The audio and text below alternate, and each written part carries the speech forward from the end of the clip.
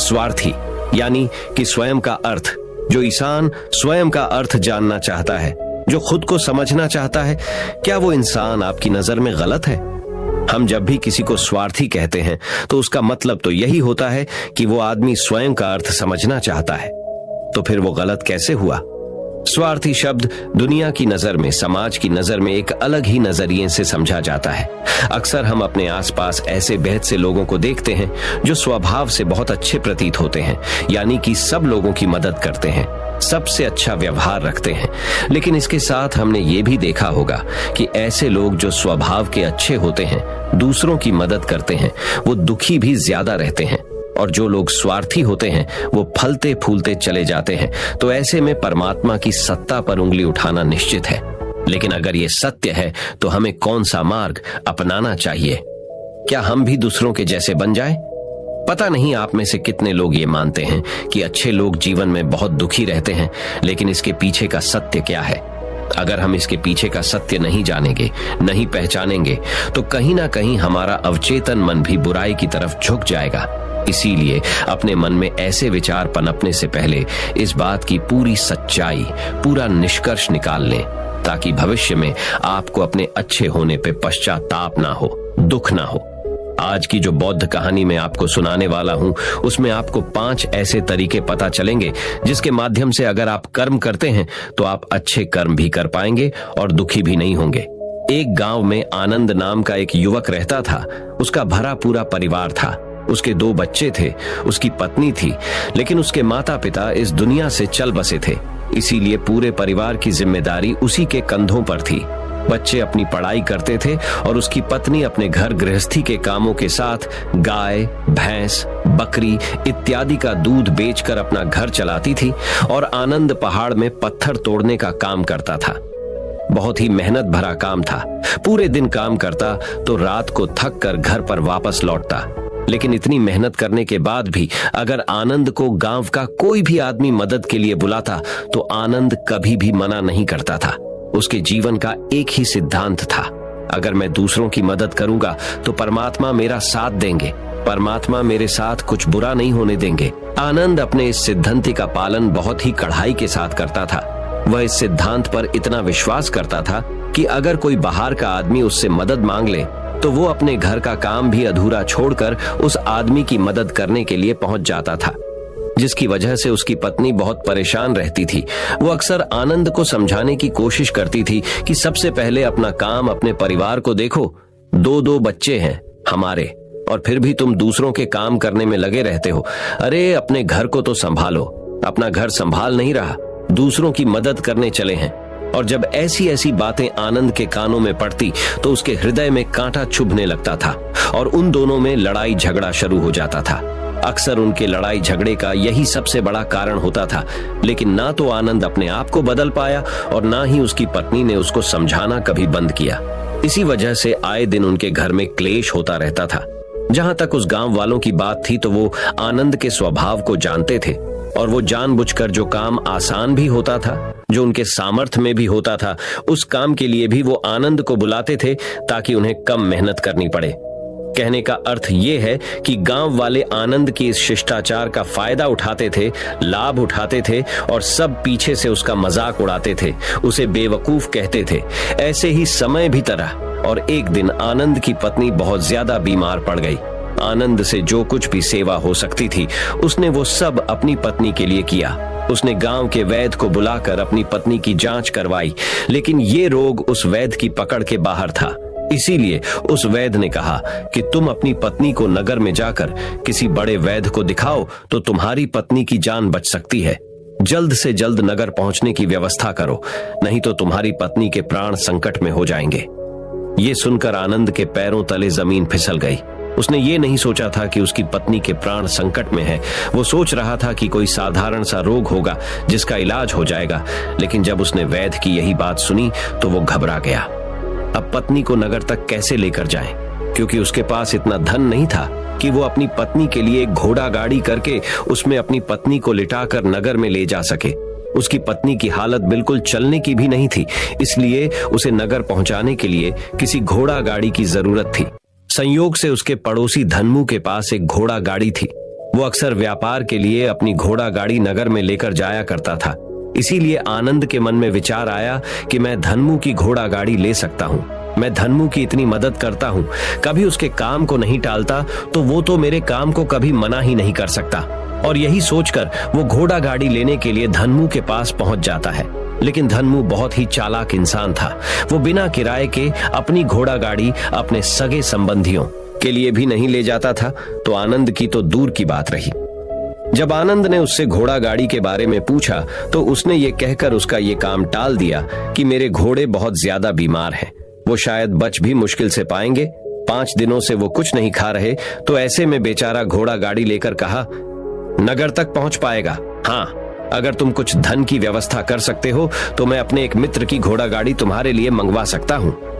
ये सुनकर आनंद परेशान और चिंतित हो गया, क्योंकि उसके पास धन तो था ही नहीं। इसका मतलब उसकी पत्नी बड़े नगर में वैद्य के पास इलाज के लिए पहुंच ही नहीं पाएगी।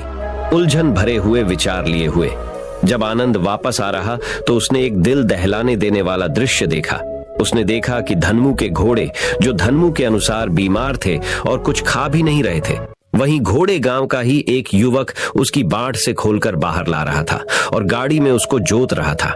ये देखकर पहले तो आनंद को कुछ समझ में नहीं आया। उसके बाद जब आनंद ने उस युवक से पूछा तो उसने बताया कि धन्मू ने ये घोड़ा गाड़ी उसे किराए पर दी है। ये सुनकर आनंद का दिल टूट गया। उसने कभी सपने में भी नहीं सोचा था कि उसका सबसे अच्छा मित्र धन्मू उसके साथ ऐसा कर सकता है। हालांकि ये इस बात पर दुखी होने का वक्त नहीं था, इसीलिए आनंद वहां से जल्दी से लौट जाता है और गांव के ही एक सेठ के पास जाकर कुछ धन उधार लेकर धन्मू को दे देता है। धनु अपने मित्र की घोड़ा गाड़ी मंगवा देता है, जिसके बाद वो अपनी पत्नी को वैद्य के पास नगर में ले जाता है। जब उसकी पत्नी का इलाज चल रहा था तो आनंद यही सोच रहा था कि एक वो दिन था जब धन्मू की बेटी बीमार हो गई थी और धन्मू यहाँ पर नहीं था, तो मैं पूरी रात वैद्य जी के पास उसके लिए बैठा रहा था, उसकी देख रेख की थी, उसकी सेवा की थी। इतने दिनों तक धन्मू नहीं आया था, तब मैं ही उसके परिवार की देख रेख किया करता था। हाय, कैसा दुर्भाग्य है ये, जिसके लिए मैंने इतना कुछ किया। उसने एक घोड़ा गाड़ी देने से मुझे मना कर दिया, और वो भी तब जब मेरी पत्नी जिंदगी और मौत के साथ खेल रही थी। कुछ देर बाद वैद्य बाहर आकर आनंद को एक बहुत बुरी खबर देता है। वो आनंद को बताता है कि उसकी पत्नी को कर्क रोग हो चुका है और इसका कोई भी इलाज नहीं है, उसके पास कुछ समय ही शेष बचा है। ये सुनकर आनंद दुखी होकर वहीं जमीन पर बैठ गया। उसकी पूरी दुनिया उजड़ने वाली थी और उसे कोई रास्ता नजर नहीं आ रहा था। कुछ समय बाद उसकी पत्नी चल बसी और अब दोनों बच्चों की जिम्मेदारी उसके कंधों पर आ गई थी। लेकिन यहाँ पर आनंद के सारे सिद्धांत टूट चुके थे, उसके सारे भरम खत्म हो चुके थे। अब उसके दिमाग में एक ही बात थी कि अच्छा, कर्म करने से परमात्मा साथ नहीं देता, बल्कि जो बुरे लोग हैं वो लोग फलते फूलते हैं, और इस बात का मैं सबसे बड़ा गवाह हूँ। ये विचार अक्सर उसके दिमाग में चलते रहते थे और इसी वजह से उसका मन धीरे धीरे संन्यस्त हो गया, देश दुनिया से दूर हट गया। और एक दिन ऐसा भी आया जब वो अपने बच्चों को अपने रिश्तेदारों के पास छोड़कर इस देश दुनिया को त्याग कर एक सन्यासी बनने के लिए घर से निकल पड़ा। उसने गांव में किसी को कुछ नहीं बताया। किसी को नहीं पता था कि आनंद अचानक कहां गायब हो गया। सन्यास की दीक्षा लेने के लिए वो एक बौद्ध भिक्षु के पास पहुंचता है। बौद्ध भिक्षु उस समय ध्यान में बैठे हुए थे। ध्यान से बाहर आने के बाद वो बड़े ध्यान से आनंद के चेहरे को देखते हैं और उससे सन्यासी बनने का कारण पूछते हैं। इस पर आनंद उन्हें अपनी पूरी आप बीती सुना देता है और कहता है कि हे महात्मा, इस दुनिया से मुझे कुछ भी हासिल नहीं हुआ। मेरा मन इस दुनिया से विरक्त हो चुका है। जब अपने दोस्तों ने ही मेरा साथ नहीं दिया तो इस दुनिया में रहने का क्या मतलब, और इसी वजह से मैं सन्यासी बनना चाहता हूँ। ये सुनने के बाद बौद्ध भिक्षु ने उपदेश देना शुरू किया। उन्होंने कहा कि याद रखना बेटा, जीवन से विरक्त होकर सन्यासी बनना तुम्हें परम सुख तक कभी नहीं पहुंचा सकता, परमानंद तक कभी नहीं पहुंचा सकता। तुम दुनिया से आपने मन पर एक बोझ लेकर विरक्त हुए हो। तुम दुनिया से परमात्मा की खोज करने के लिए विरक्त नहीं हुए हो। इस भ्रम में कभी मत रहना। तुम संसार से विरक्त हुए हो क्योंकि संसार ने तुम्हें धोखा दिया, ऐसा तुम्हें लगता है। इसीलिए तुम परमात्मा पे कभी विश्वास नहीं कर पाओगे और ना ही उन पर अपनी पूर्ण आस्था बना पाओगे। इसीलिए सन्यासी होने का भी तुम पूरा लाभ कभी नहीं उठा पाओगे। सन्यासी होने का लाभ तब मिलता है जब हमारी प्रभु में, परमेश्वर में, परमात्मा में पूर्ण आस्था बन जाती है। मैं तुमसे पूछता हूं, या तुम्हारी आस्था परमात्मा में है? ये सुनकर आनंद कहता है कि हे महात्मा, मैं तो दुनिया देखकर आया हूं कि जो बुरे कर्म करता है वो फलता फूलता है, और जो अच्छा काम करता है उसे कुछ भी नहीं देता। परमात्मा उसे दुख ही दुख देता है। इसीलिए मैं परमात्मा पर अपनी पूर्ण आस्था कैसे बना सकता हूं? यह सुनकर उस बौद्ध भिक्षु ने कहा कि यही तो मैं तुम्हें समझाना चाहता हूं कि तुम पूरी ऊर्जा अपनी सन्यासी जीवन में लगाओ और उसके बाद भी तुम्हें फल प्राप्त ना हो तो तुम्हें कैसा लगेगा। इसीलिए किसी की भी मदद करने के लिए मैं 5 सिद्धांत तुम्हें बताता हूं। ये 5 सिद्धांत समझकर संसार में वापस लौट जाओ और संसार में एक ग्रस्त जीवन जियो। उसके बाद ही सन्यासी जीवन का उदय होता है। जब हम अपने ग्रस्त जीवन को पूर्ण रूप से समझ लेते हैं और अपनी जिम्मेदारियों का निर्वाह कर देते हैं। ये कहकर बौद्ध भिक्षु ने कहना शुरू किया कि जब भी तुम किसी की सहायता करते हो, किसी की मदद करते हो, तो उसमें सबसे पहली बात, सबसे पहला सिद्धांत जो ध्यान में रखने का होता है वो होता है कि किसी की मदद करते वक्त, किसी की सहायता करते वक्त कभी भी उससे उम्मीद मत रखना। ये मत सोचना कि आज मैंने इसकी सहायता कर दी, मदद कर दी, तो कल बदले में ये भी मेरी सहायता करेगा, मेरी मदद करेगा। अगर तुम ऐसा सोचोगे तो तुम्हें जीवन में दुखों का सामना करना ही पड़ेगा, क्योंकि एक नहीं तो दूसरा, या दूसरा नहीं तो तीसरा, कोई ना कोई तुम्हारी उम्मीद जरूर तोड़ेगा। और वास्तविकता में वो मदद या वो सहायता नहीं होती, वो हमारे लालच का ही एक रूप होता है। हम उसकी सहायता या मदद निर्भर तरीके से नहीं कर रहे हैं। हमारे मन में लालच का भाव है, हमारे मन में बदले का भाव है। हम ये सोचकर मदद करते हैं कि इसकी मदद कर देता हूं तो कल ये मेरा भी मदद करेगा। और यही लालच हमें अक्सर उन लोगों की मदद करने पर विवश करता है जो किसी ना किसी रूप में धनवान होते हैं, क्योंकि हमें लगता है कि कल ये आदमी धन के द्वारा मेरी मदद कर सकता है। और इसीलिए जिस इंसान को वास्तविकता में मदद की आवश्यकता है, हो सकता है वो गरीब हो, लेकिन हमारा मन अपने लालच के वशीभूत होकर उसकी मदद कभी नहीं करेगा। इसीलिए किसी की मदद और किसी की सहायता करने के अपने विचार को विस्तार दो। केवल एक प्रकार के वर्ग के लिए अपनी सहायता या अपनी मदद पेश मत करना, उन सब के लिए समान होनी चाहिए। जरा सोचो, एक तरफ तुम्हारा मित्र हो जिसके पास धन है, संपदा है, और दूसरी तरफ कोई गरीब औरत हो जो भूखी बैठी हुई है। तुम्हारा दोस्त तुमसे कहता है कि यार आज तो खाने के लिए अच्छे अच्छे पकवान मंगवा लो बाजार से, और दूसरी तरफ वो औरत तुमसे 2 सूखी रोटी मांग रही है, तो तुम किसकी मदद करोगे? कौन मदद का हकदार सबसे पहले है? सबसे पहले हमारा कर्तव्य बनता है कि उस औरत की भूख मिटाए, लेकिन अक्सर इंसान ऐसे नहीं सोचता। वो अपने दोस्त को तो खिला देगा, उसको तो बाजार से बहुत महंगी वस्तु मंगा के दे देगा, लेकिन किसी गरीब को उसकी भूख मिटाने के लिए पैसा या धन नहीं देगा। दूसरी बात जो ख्याल में रखने की है वो ये कि सहायता करते वक्त हमारा लालच कभी भी उसके साथ नहीं जुड़ना चाहिए। अक्सर हम जब किसी की मदद करते हैं तो हमारा लालच और हमारा स्वार्थ उसके साथ जुड़ा होता है, और हम अपनी भविष्य की योजना तैयार करके उस आदमी की मदद करते हैं। हम ये सोचते हैं कि अगर मैं इसका ये काम करेगा तो भविष्य में ये आदमी मेरा वो काम पूरा कर देगा, और वो सहायता, वो मदद बिल्कुल भी परमात्मा के द्वार को नहीं खटखटाती, क्योंकि वो लालच है। आप अपने आप को धोखा देने के लिए अपने लालच को एक सहायता, एक मदद का रूप दे रहे हैं। तीसरी बात जो ख्याल रखने की है वो ये कि अपने सामर्थ्य के हिसाब से दूसरे की मदद करो। कभी भी एक ग्रस्त आदमी को किसी की इतनी सहायता नहीं करनी चाहिए जिससे कि उसका परिवार और उसके बच्चे कष्ट में जीवन बिताएं। सबसे पहला फर्ज हमारा होता है अपने परिवार को सुखी रखना, उनकी जरूरतें पूरी करना, और उसके बाद दूसरों की मदद करना आता है। लेकिन कुछ लोग दूसरों की मदद पहले करते हैं और अपने परिवार को मदद कम देते हैं, जिससे कि परिवार में लड़ाई झगड़े आए दिन पनपते रहते हैं, और ये सब हम समाज में देखते रहते हैं अपने आसपास। अगली बात जो ख्याल में रखने की होती है वो ये कि अपना कर्म, अपनी जिम्मेदारियां पहले निभानी होती है। हम अपना कर्म, अपना काम छोड़कर पहले दूसरों की मदद करने के लिए चले जाते हैं, और जब दूसरा बदले में हमारी मदद नहीं करता तो हमारा दिल दुखी हो जाता है। हम सोचते हैं कि मैंने तो अपना काम छोड़कर उस आदमी की मदद की थी और वो आदमी मेरी मदद ही नहीं कर रहा है। इसीलिए अपना कर्म सर्वोपरि, अपना कर्म सबसे ऊपर, क्योंकि वही काम करने के लिए इस दुनिया में हमारा जन्म हुआ है। और सबसे आखिर में जो बात समझने की है वो ये कि परमात्मा की मर्जी से ही सब कुछ होता है। हमारा कर्तव्य है अपने कर्म को करते जाना। करनी धरनी तो ऊपर वाले के हाथ में है, इसीलिए जो कुछ भी होता है सब ऊपर वाले पे छोड़ दो।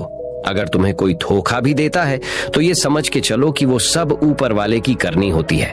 आप ये मान के चलो कि मैं करता नहीं हूँ, मैं तो एक माध्यम हूँ, करवाने वाला तो वो है, उसके सामने किसकी मर्जी चली। जब ये आस्था, ये विश्वास हमारे मन में पनपने लगता है तो हमारी सारी शिकायतें दूर हो जाती हैं, क्योंकि इस दुनिया में जो भी होता है अच्छे के लिए होता है, जो भी हो रहा है अच्छे के लिए हो रहा है, और जो भी होगा अच्छा ही होगा। चाहे हमारी बुद्धि आज वर्तमान में इस सिद्धांत को ना समझ पाए, लेकिन जीवन में कभी ना कभी किसी ना किसी मोड़ पर आपको जरूर ये एहसास होगा कि जो हुआ था वो अच्छे के लिए ही हुआ था। इसीलिए सारी शिकायतें दूर कर दो और बस अपना कर्म करते जाओ। अपने ग्रस्त जीवन को पूर्ण रूप से जिलो और उसके बाद ही सन्यासी जीवन की नींव होती है। इसके बाद बौद्ध भिक्षु ने आनंद को कहा कि वापस अपने गांव लौट जाओ, अपनी बेटियों को वापस लेकर आओ, उन्हें पालो पोसो, अपने बच्चों को वापस लेकर आओ, दूसरी शादी कर लो, लेकिन बच्चों का पालन पोषण अच्छे तरीके से करो। ये सुनकर आनंद अपने बच्चों के साथ अपने गांव में वापस लौट आता है। गांव में किसी को खबर नहीं थी कि आनंद कहां पर गया हुआ था और वो क्या ज्ञान लेकर वापस लौटा है, लेकिन अगले दिन सुबह सुबह गांव वालों ने आनंद के चेहरे पर एक अलग ही चमक, एक अलग ही आभा पाई। तो इस कहानी से हमें यह सीख मिलती है कि दूसरों के पीछे भागने से अच्छा है अकेले रहकर अपने आप को सुधारो और अपनों का काम बड़े ही खुशी से करो और शांत रहकर अपने आप की दिमाग की मनस्थिति को सुधारो। तो अब हम आपको बताएंगे कि शांत रहने के क्या क्या फायदे हैं। तो चलिए शुरुआत करते हैं। हर तरफ शोर शराबे और भाग दौड़ के बीच खामोशी की अपनी अलग ही खासियत है। आपने कई कविताओं में भी पढ़ा होगा कि मौन रहकर एक दूसरे की बात को समझना सबसे सुंदर संवाद है। लेकिन क्या आप ये जानते हैं कि चुप रहने के अपने शारीरिक और मानसिक फायदे भी हैं? विशेषज्ञ मानते हैं कि मौन यानी शांत रहने से व्यक्ति अधिक दिमागदार और उत्पादक बनने की ओर अग्रसर होता है। इससे उसके मानसिक और शारीरिक स्वास्थ्य दोनों में सुधार हो सकता है। मौन धारण करने का महत्व आज हम जिस युग में जी रहे हैं उसमें टेक्नोलॉजी एक महत्वपूर्ण भूमिका निभाती है। जहां लोग एकांत की खोज में लगे रहते, वो खुद को इन्हीं टेक्नोलॉजी को कहीं गुम कर देते हैं। लेकिन मौन को मन में बैठाने की दिशा में पहला कदम यह है कि आप अपने मानसिक स्वास्थ्य को अन्य सभी पहलुओं से बढ़कर समझें और फिर उन तकनीकों को शामिल करने का सचेत प्रयास करें जो आपको मौन रहने की आत्मीय उदारता और शक्ति का अनुभव करने की अनुमति दे। गाड़ियों के बेतहाशे हॉर्न से लेकर आसपास बजने वाले म्यूजिक, ऑन डिमांड शो और लोगों की छटर-पटर से लेकर आपकी बिल्डिंग के ऊपर से उड़ते हुए हवाई जहाज की आवाज तक, हर तरफ एक घना शोर है जिसमें दूसरों की तो क्या, कभी कभी खुद की भी आवाज नहीं सुन पाते। आपके अंतर्मन की आवाज, जिसे सुनने से आपके जीवन की आधी परेशानी का समाधान मिल सकता है।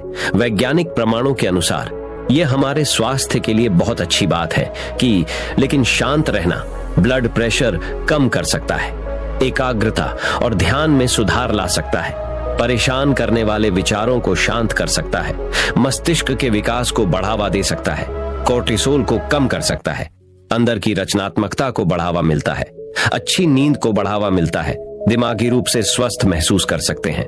हालांकि यहां मौन रहने का मतलब परेशानी में भी चुप्पी साधे रहने से नहीं है, बल्कि अनावश्यक किसी भी शोर से दूर रहने और ध्वनि प्रदूषण से बचना है। मौन रहते हुए धीरे धीरे गहरी सांस लेने से और भी फायदे मिल सकते हैं। चुप रहना है अनेक समस्याओं का हल। तनाव घटाने और एकाग्रता बढ़ाने के लिए हम आपको अब 9 फायदे बनाएंगे। मेडिटेशन और ध्यान लगाना खुद को शांत करने और तनाव घटाने का एक बेहतरीन तरीका है। आपने ध्यान दिया होगा कि हर धर्म और संस्कृति में शांत और मौन रहने को महत्व दिया गया है। चाहे आप इसे धार्मिक नाम दें या जीने का एक तरीका माने, लेकिन दिन भर में कुछ समय तक शांत रहना आपके स्वास्थ्य के लिए बहुत फायदेमंद साबित होता है। कई साइकोलॉजिस्ट भी कॉन्फिडेंस बढ़ाने, कंसंट्रेशन बढ़ाने, मन की शांति और पॉजिटिव थिंकिंग के लिए कुछ मिनट मौन धारण करने की सलाह देते हैं। जब हम कुछ समय मौन या चुप रहते हैं तो हमें खुद से बात करने का मौका मिलता है। हम चिंतन मनन करते हैं, जिससे हमारा मन शांत होता है, दिमाग रिलैक्स रहता है और हमारा दिमाग नई ऊर्जा और विचारों से भरता है। चलिए आपको बताते हैं चुप या मौन रहने के 9 फायदे। पहला फायदा, दिमाग बेहतर काम करता है। एक रिसर्च के मुताबिक अगर हम दिन भर में कुछ मिनट शांत रहते हैं तो हमारा दिमाग रिचार्ज होता है और बेहतर काम करता है। इसके लिए दिन भर में सिर्फ 3 मिनट चुप रहने से शुरुआत करें। ऐसा करने से आप देखेंगे कि आपका दिमाग ठंडा तो रहता ही है, आपके व्यक्तिगत रिश्तों में भी सुधार होता है। दूसरा फायदा, तनाव वाले हार्मोन नियंत्रित होते हैं। आज के दौर में हर तरफ शोर ही शोर है, इसकी वजह से दिमाग में तनाव पैदा होना लाजमी है। ऐसे में अगर आप हर रोज कुछ देर मौन रहने की प्रैक्टिस करते हैं तो इससे आपके तनाव पैदा करने वाले हार्मोन के लेवल में कमी आती है। इससे आपका दिमाग शांत होता है, गुस्सा नियंत्रित रहता है और तनाव बढ़ाने वाले हार्मोन्स का लेवल घटता है। तीसरा फायदा, ब्रेन सेल्स बनती है। अक्सर तनाव, स्ट्रेस, एंजाइटी और लगातार बोलते रहने और शोर शराबे के चलते हमारे दिमाग की कोशिकाएं मरने लगती हैं। ऐसे में कुछ देर मौन रहने से हमारे दिमाग की सेल्स दोबारा बनती है और उनका पुनः निर्माण हमारे दिमाग की शक्ति बढ़ाता है। इससे हमारी एकाग्रता बढ़ती है और दिमाग तेज होता है। चौथा फायदा, क्रिएटिविटी बढ़ती है। जब हम दिन भर की उलझनों में उलझे रहते हैं, इस वजह से हम शांत होकर सोचने समझने की क्षमता खोने लगते हैं। इस वजह से हमारी क्रिएटिविटी खत्म होने लगती है। जब हम कुछ देर मौन रहते हैं तो हमारे दिमाग की नई नई क्रिएटिविटी उभर कर सामने आती है। हम में सोचने समझने और सुनने की क्षमता बढ़ती है और हम कुछ नया कर पाते हैं। पांचवा फायदा, परिस्थितियों का सामना बेहतर ढंग से करते हैं। एक रिसर्च में पाया गया है कि जो लोग मौन रहने की आदत डालते हैं वो मुश्किल और तनावपूर्ण परिस्थितियों से बेहतर ढंग से निकल पाने में सक्षम होते हैं। इसकी वजह यह है कि मुश्किल परिस्थिति में वो अपना आपा नहीं खोते और लॉजिक के साथ सोचने की काबिलियत रखते हैं। इस कारण वो परिस्थितियों का बेहतर सामना कर पाते हैं। छठा फायदा, दिमाग के लिए है ये एक्सरसाइज। हमारे शरीर का सबसे जटिल हिस्सा दिमाग होता है। ये पूरे शरीर को चलाता है और ये हमारे सभी इमोशंस को कंट्रोल करता है। ऐसे में जरूरी है कि हम अपने दिमाग को भी व्यायाम करवाएं। जिस तरह शरीर को मजबूत बनाने के लिए शारीरिक व्यायाम जरूरी है, उसी तरह दिमाग को मजबूत बनाने के लिए उनकी ताकत बढ़ाना जरूरी है। मौन रहना दिमाग के लिए एक व्यायाम जैसा ही है और इससे दिमाग की मांसपेशियां तंदुरुस्त रहती हैं। सातवां फायदा, पॉजिटिव विचारों का संचार। मौन रहना हमारे दिमाग को पॉजिटिव विचारों से भरता है। जब हम दिमाग को बाहरी शोर शराबे से दूर करते हुए कुछ समय खुद पर केंद्रित करते हैं तो हम अपने आसपास की अच्छाइयों को बेहतर ढंग से देख और समझ पाते हैं। इसके साथ ही हम अपने आसपास और खुद के भीतर की अच्छाइयों को अप्रिशिएट कर पाते हैं। इसीलिए कुछ समय मौन रहते हुए खुद को समझना, अपने भीतर झांकना और अपने बारे में समझना एक बेहतरीन प्रैक्टिस है। आठवां फायदा, एक अच्छे श्रोता और समीक्षक। चुप रहना और कुछ समय तक खुद को स्थिर रखना आपको एक अच्छा श्रोता और समीक्षक बनाता है। ऐसा इसलिए क्योंकि जब आप चुप रहते हैं तो आप बोलने की बजाय अधिक से अधिक सुनते हैं और उसका विश्लेषण कर पाते हैं। इससे आप पूरे तर्क और वितर्कों को जानने के बाद सही फैसला ले पाते हैं। आप सभी पक्षों को सुनते, समझते और डिसीजन ले पाते हैं। चुप रहना आपके दिमाग को शांत करता है और आपको लॉजिकल समीक्षक बनाता है। नौवां फायदा, कैसे रखें खुद को। कुछ मिनटों के लिए मौन रहने के लिए लोग बहुत तरीकों का सहारा लेते हैं। कुछ भगवान के नाम का जाप करते हैं, कुछ आपके कृत्यों का विश्लेषण करते, वहीं कुछ लोग माइंडफुलनेस प्रैक्टिस अपनाते हैं। चलिए आपको बताते हैं खुद से जोड़ते हुए मौन धारण करने के कुछ आसान तरीके। माइंडफुलनेस एक बेहतरीन मेडिटेशन प्रैक्टिस है जो आपको शांत रखने के साथ ही एंजाइटी और दिमाग को कंट्रोल करने का काम करती है। इसके लिए आप ये स्टेप्स अपना सकते हैं। पहला स्टेप, सबसे पहले आराम की अवस्था में बैठ जाएं और अपनी आंखों को रिलैक्स करते हुए मूंद लें। दूसरा स्टेप, अब अपनी सांसों पर पूरा ध्यान केंद्रित करें। अपनी सांस के उठने और गिरने की गति पर ध्यान दें और अपना दिमाग बाहरी शोर से दूर सिर्फ और सिर्फ अपनी सांसों पर केंद्रित करें। तीसरा स्टेप, अपनी सांसों पर ध्यान देना आपके पूरे शरीर को शांत करता है, दिमाग में रक्त संचार बढ़ाता है और तनाव दूर करने में मददगार होता है। चौथा स्टेप, खुद को शांत करते हुए अपने पूरे शरीर को अंदर ही अंदर स्कैन करना भी फायदेमंद साबित होता है। इससे आपको अपने शरीर के बारे में बेहतर समझ में आता है। इससे आपके दिमाग और शरीर के बीच में बेहतर संबंध स्थापित होता है। हम उम्मीद करते हैं कि ये जानकारी आपके काम आएगी। तो चलिए जानते हैं हमारे शब्दों में कितनी ताकत होती है एक कहानी के माध्यम से। तो चलिए उस कहानी की शुरुआत करते हैं। जो लोग बुद्धिमान हैं वह ये जानते हैं कि शब्द हथियार की तरह होते हैं, जिनसे किसी को भी बचाया जा सकता है या किसी को भी मारा जा सकता है। अब आप सोच रहे होंगे कि शब्दों से किसी को मारा कैसे जा सकता है। तो जरा सोचिए, ज्यादातर आत्महत्याओं के पीछे किसका कारण होता है? किसी के पति ने कुछ कहा, किसी के पिता ने कुछ कहा और उन लोगों ने आत्महत्या कर ली। ये आत्महत्या किसके कारण हुई? वो पीड़ित के मन को इतना दुखी कर गए कि उसके मन से वो दुख सहना और ज्यादा बर्दाश्त करना नामुमकिन हो गया और इसी वजह से उन्होंने आत्महत्या कर ली। ऐसे ही आपके शब्द किसी को नया जीवन प्रदान कर सकते हैं। जब कोई आदमी उदास होता है या दुखी होता है तो आपके शब्द उसमें एक नया जोश, एक नया उत्साह भर सकते हैं और एक हारा हुआ आदमी अपने जीवन में एक नई शुरुआत कर सकता है, सिर्फ शब्दों के माध्यम से, हमारी वाणी के माध्यम से। तो अब तक आप ये तो समझ ही गए होंगे कि हमारे शब्द हमारे जीवन को किस तरह निर्धारित करते हैं। शब्दों में कितनी ताकत होती है और किसी से बात करते वक्त हमें कितनी सावधानी से अपने शब्द सुनने चाहिए। आज की जो बौद्ध कहानी मैं आपको सुनाने वाला हूँ, उसमें आपको सीधे सीधे तौर पर कुछ ऐसे तरीके पता चलेंगे, कुछ ऐसी परिस्थितियां पता चलेंगी जहां पे आपको हमेशा चुप रहना चाहिए। कुछ परिस्थितियों में अगर आप कुछ नहीं बोलेंगे तो वही आपके लिए सबसे ज्यादा बेहतर होगा। इससे पहले कि आप इस कहानी में खो जाएं, इस चैनल को सब्सक्राइब जरूर कर लें। तो चलिए कहानी शुरू करते हैं। एक बार की बात है, एक युवा लड़का एक बार एक बौद्ध भिक्षु के पास पहुंचा। वो काफी परेशान लग रहा था और उसने बौद्ध भिक्षु से जाकर पूछा कि हे महात्मा, मैं अपने आप से परेशान हूँ, अपने आप से दुखी हूँ। बाहरी रूप से मुझे कोई दुख नहीं है, मैं धन धान्य संपन्न हूँ, मुझे कोई शारीरिक रोग भी नहीं है, लेकिन मैं खुद से परेशान रहता हूँ, अपने मन से परेशान रहता हूँ। अक्सर मेरी बातों को मेरा कोई भी दोस्त गंभीरता से नहीं लेता है और ना ही मेरे परिवार के लोग मेरी किसी बात को गंभीरता से लेते हैं। मैं जो कुछ भी सलाह देता हूँ या तो वह उसे मजाक में उड़ा देते हैं या फिर उसे गंभीरता से लेते ही नहीं है। मेरी बातों को कोई गंभीरता से क्यों नहीं लेता है? क्यों मेरी बातों पर कोई अमल नहीं करता? क्यों मेरी बातों में कोई रुचि नहीं दिखाता? क्या कारण है?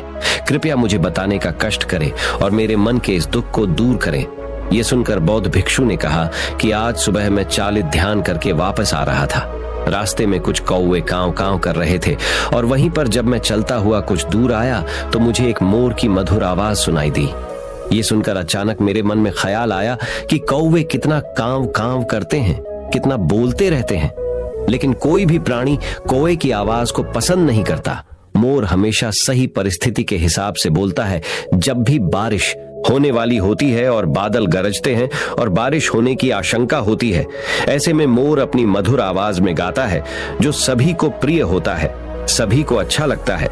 ऐसे ही अगर इंसान सही परिस्थिति के हिसाब से सही शब्द बोले, सही वाणी बोले, तो वही वाणी दूसरों के लिए संगीत हो जाती है, संगीत बन जाती है और दूसरे लोग तुमसे सम्मोहित हो जाते हैं और वहीं पर तुम्हें सब लोग गंभीरता से लेने लगते हैं।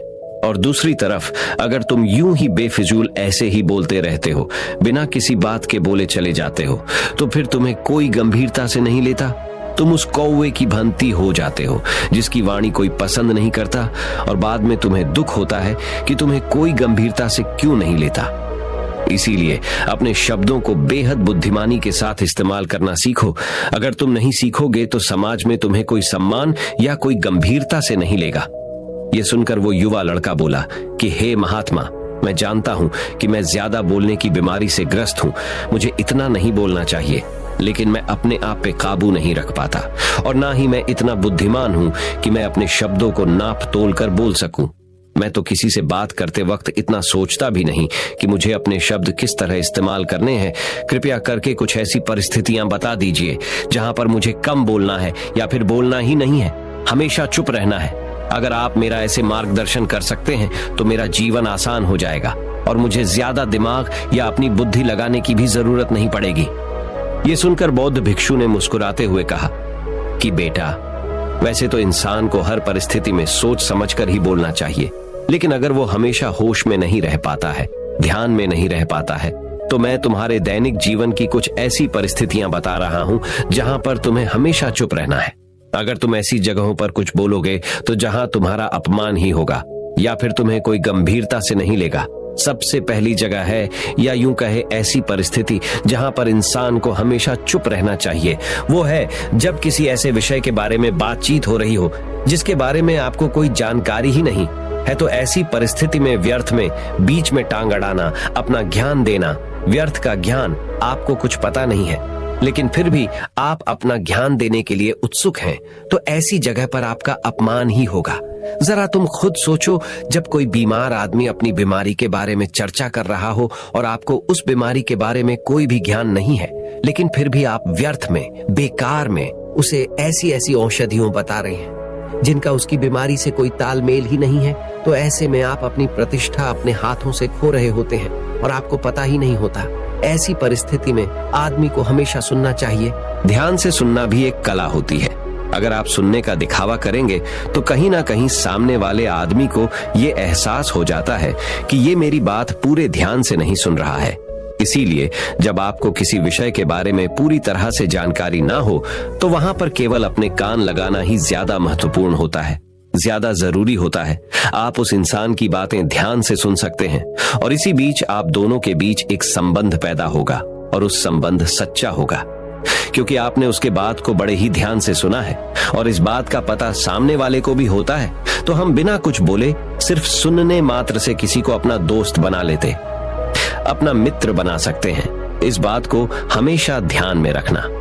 दूसरी जगह जहां इंसान को हमेशा चुप रहना चाहिए वो है खाना खाते वक्त। खाना इंसान को हमेशा चुप रहकर खाना चाहिए, मौन रहकर खाना चाहिए। महात्मा बुद्ध और उनके भिक्षु हमेशा चुप रहकर भोजन करते हैं, शांत भाव से भोजन करते हैं, परिपूर्ण होकर भोजन करते हैं, पूरी तरह से करते हैं, एक एक टुकड़े का स्वाद लेकर भोजन करते हैं। और ऐसा भोजन जब आपके शरीर में पहुंचता है तो वो आपके अंग अंग तक ऊर्जा पहुंचाता है। अक्सर हम भोजन करते वक्त कुछ ना कुछ बोलते रहते हैं, कुछ ना कुछ सुनते रहते हैं, लेकिन मौन रहकर पूरा स्वाद लेकर उस भोजन को कभी नहीं करते। हम उस भोजन को करते वक्त आधे अधूरे ही रहते हैं और इसीलिए हमारा शरीर रोगों से ग्रस्त हो जाता है। जरा तुम खुद सोचो, बौद्ध भिक्षु हमेशा भिक्षा लेकर भोजन करता है और भिक्षा भी कितनी बिल्कुल मामूली सी, और वो भी एक वक्त। तो एक वक्त भोजन करने के बाद भी वो इतने स्वस्थ रहते थे, इतने उत्साह, जोश और आनंद से भरे होते थे। और हम तो इतना खाना खाते हैं, इतने सारे भोजन की सामग्री हमारे लिए उपलब्ध होती है, लेकिन हमारे शरीर में कोई ऊर्जा नहीं होती। इसका सबसे बड़ा कारण होता है कि हम अपना भोजन होश में नहीं करते हैं, परिपूर्ण होकर नहीं करते हैं, मौन रहकर नहीं करते हैं। इसीलिए अपना भोजन हमेशा मौन रहकर ही करो। तीसरी जगह जहां पर अगर आपने चुप रहना सीख लिया तो इसका मतलब यह है कि आपने अपने ऊपर विजय हासिल कर ली।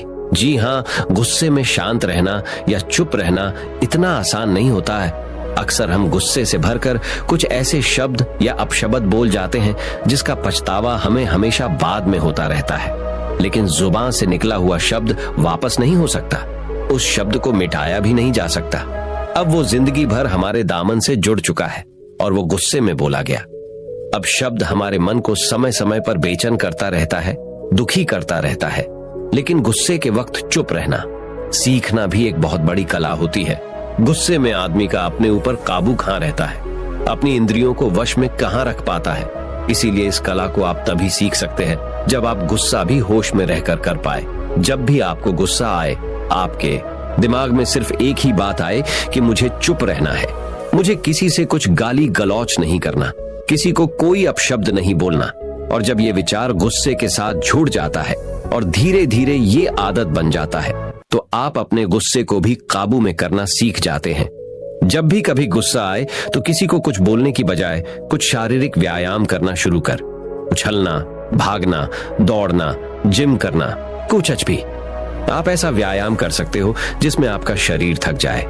आप पाएंगे कि जब आपका शरीर थक जाता है तो आपका मन भी शांत हो जाता है। आपने उस गुस्से की ऊर्जा को एक सकारात्मक रूप दे दिया। और यही बुद्धिमान व्यक्ति की पहचान होती है, जो दूसरों के तानों से भी अपना घर बना लेता है, अपनी कामयाबी के रास्ते निकाल लेता है। वही सच में बुद्धिमान आदमी है। जो जहर को भी दवा बनाकर इस्तेमाल करना सीख जाए, वही असली बुद्धिमान होता है।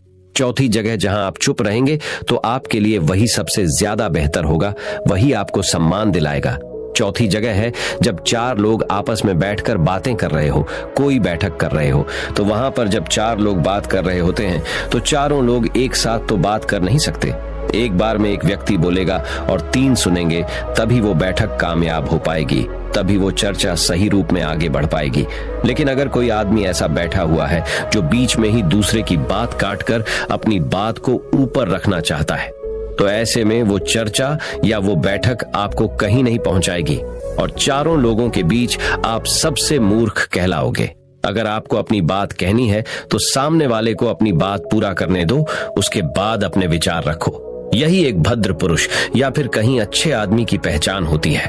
और आखिरी जगह, अगर हमारे माता पिता हमें कुछ कह देते हैं, हमारे बड़े बुजुर्ग हमें किसी बात पर डांट देते हैं या हमें थप्पड़ भी मार देते हैं, तो ऐसी जगहों पे आपका चुप रहना ही उनके प्रति सम्मान दिखाएगा, उनके प्रति आदर का भाव व्यक्त होगा। अगर आप उनके सामने उनका विरोध कर देते हैं, उनका प्रतिरोध कर देते हैं, तो वो गुस्सा तो थोड़ी देर बाद शांत हो जाएगा, लेकिन वो कही गई बात, वो विरोध किया हुआ शब्द या फिर कुछ भी उल्टा सीधा हमेशा आपके मन को सताएगा और आपके माता पिता को हमेशा यही लगेगा कि आज ये हमारी इज्जत नहीं करता, आज ही हमारी बात नहीं मानता, क्योंकि ये कमाने लग गया है, ये बड़ा आदमी बन गया है। ऐसी ऐसी बातें उठेंगी, ऐसे ऐसे तंज कसे जाएंगे। इसीलिए ऐसी जगह पे आप मौन रहिए, चुप रहिए, कुछ मत बोलिए, अपने गुस्से को अपने अंदर ही पी लीजिए, कुछ व्यायाम कर लीजिए, भाग लीजिए, दौड़ लीजिए, आपका मन अपने आप शांत हो जाएगा। आखिर में बौद्ध भिक्षु ने अपनी बात को खत्म करते हुए कहा कि कम शब्दों में अपनी भावनाओं को उतारना सीखो। शब्द हथियार की तरह होते हैं, बोलो तो होश में बोलो, ध्यान में बोलो। जीवन शैली ऐसी बना लो कि आप जब भी बोलो पूरे होश में रहकर बोलो, पूरे आनंद के साथ बोलो, पूरे प्रेम के साथ बोलो। ऐसी वाणी बोलो जो दूसरे के दिल को ठंडक पहुंचाती हो, दूसरे के मन को भी शांत कर देती हो, और वो तभी संभव है जब आप प्रतिपल होश में रहकर बोले। इसके बाद वो युवा लड़का बौद्ध भिक्षु के सामने नतमस्तक हो गया और उनको प्रणाम करते हुए अपने घर वापस लौट गया। अब हम जानेंगे महात्मा गौतम बुद्ध के अनुसार अपने मन को जल्दी से जल्दी वश में कैसे किया जाए। तो चलिए जानते हैं गौतम बुद्ध से शांति के फायदे। तो आपको पता चल गए अब गौतम बुद्ध के अनुसार अपने मन को कैसे संयमित किया जाए। चलिए उसके बारे में जानते हैं। भगवान गौतम बुद्ध कहते थे, ये संसार एक माया जाल है जो कि मनुष्य को अच्छाई भी दिखाता है और बुराई भी दिखाता है। कभी सुंदरता दिखाता है तो कभी दुर्बलता दिखाता है। कभी यह संसार मनुष्य को आकर्षित करता है और कभी कभी मनुष्य को इतना उलझा देता है कि मनुष्य को खुद के जीवन का ध्यान ही नहीं रहता। इसलिए संसार के माया जाल से बचने के लिए भगवान गौतम बुद्ध कहते हैं, जो पुरुष अपने खुद के इंद्रियों से कभी नहीं हारा, वह संसार से या पूरे ब्रह्मांड के किसी भी चीज से कभी हार ही नहीं सकता। वह मनुष्य जहां भी हो उसकी विजय निश्चित है। दोस्तों, आपको बता दे कि इंद्रियों का मतलब होता है कान, नाक, त्वचा, जीभ, हाथ। इन 5 शरीर के भागों को मुख्य इंद्रियां कहा जाता है।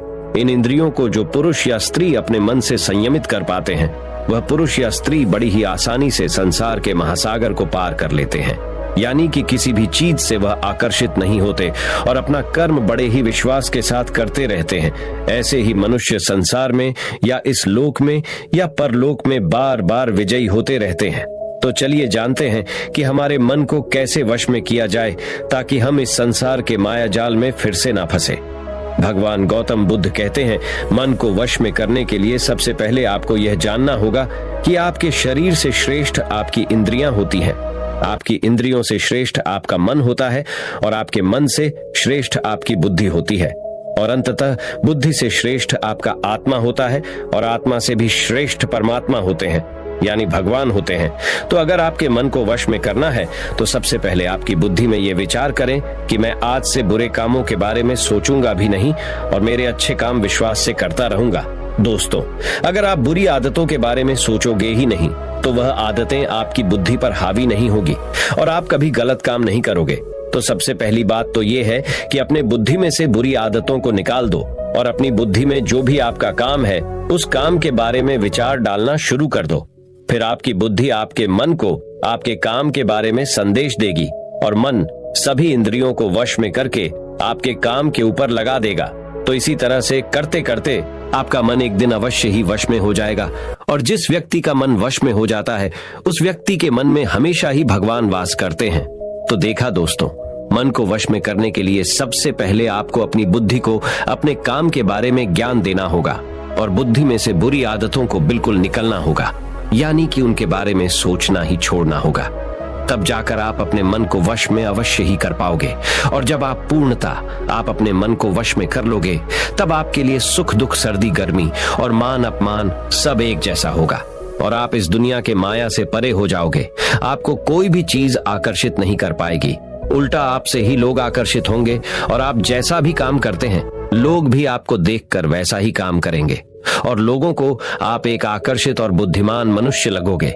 इसलिए हमारे भागवत गीता में भगवान कृष्ण ने यह कहा है कि मन का सारा खेल है, मन के हारे हार है और मन के जीते जीत है।